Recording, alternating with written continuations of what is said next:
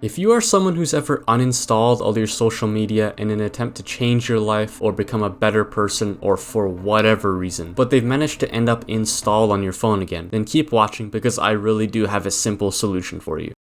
The reason that it's so hard to shake off this bad habit is because when you try to go full monk mode, at least the way it's been for me, that's a major consumption of my time gone. And without it, I'm left to do nothing but sit in boredom. And at that point, your day consists just of not going on Instagram, which is a good effort, but it will definitely fail. And failing only makes you feel worse than if you were just to have stayed the way that you were, because now you've gone and failed at something. This also might sound similar to those who have struggled with shaking pornography as an addiction, because that's what mindlessly scrolling on your phone has become for most people, an addiction, and the sooner that that's realized, the sooner the problem can be attacked. To actually cover some ground in this endeavor, we're going to have to break it down into some smaller, more manageable, and immediately actionable steps. We don't need to rush things at all, and so the first piece of advice which I've learned from the YouTuber Hamza is to change the way that you use social media. If you're on TikTok or short form content apps, then for sure I would recommend intentionally staying off of those. Realistically, our phones have too strong of a pull on us as it is,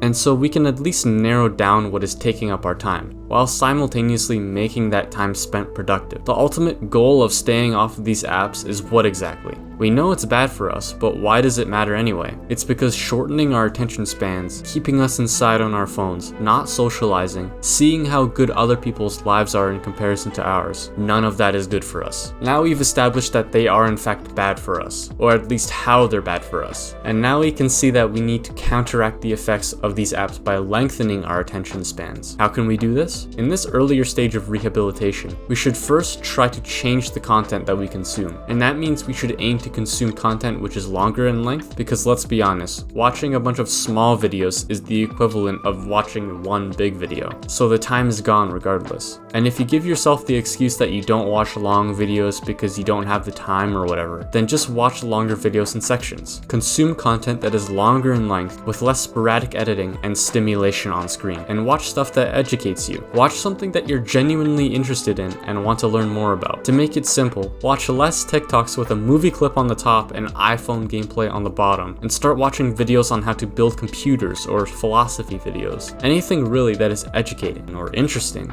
I recommend podcasts like the ones Andrew Huberman makes, which are on YouTube, where he breaks down several complex topics like the science of our sleeping bodies to mental health topics and mindsets. By lengthening your attention span, you inadvertently are able to become more accepting of the present moment, more patient, and more at peace. Once you become more accustomed to watching the longer form content on YouTube exclusively, and you shouldn't rush this, the next actionable step I can give you is to slowly transfer some of the time you would have spent watching YouTube into doing something like reading. Now, reading is just a placeholder example, but you could be working out, going for a walk, learning a new skill, anything that you know would be productive but have put off because you just need to watch more videos. Now, this isn't to say that the videos on YouTube are completely valueless, because not all of them are, but a lot of them I would say are, and just take time away from who you are. The message of this video is not to insult anyone or slander YouTube, and it is not really even about getting rid of social media completely. It's more so a guide on how to overcome the specific addiction so that you can see the perspective from both sides of the bridge. And with this information, now you can decide for yourself how much time you were willing to spend scrolling, and how much time you should maybe be allotting toward other things. What we're trying to do is transfer into healthier outlets and healthier habits. Really think about how you feel while mindlessly scrolling for hours. For me, it isn't a good feeling. Sometimes there'll be something funny, sure, sometimes, but the remainder of the time, it's just a bottomless pit of entertainment. And I don't even retain most of what I'm watching because it's just that fast paced and there's just such an overload of information. And so what is there to lose by trying the contrary? Would you rather be stuck in perpetual time, living the same days over and over again, or at least give it a shot to change things for the better, even if it means not lying on your side on your bed looking at your phone? If you're not happy with how things are, it is your responsibility to change it and not anyone else's.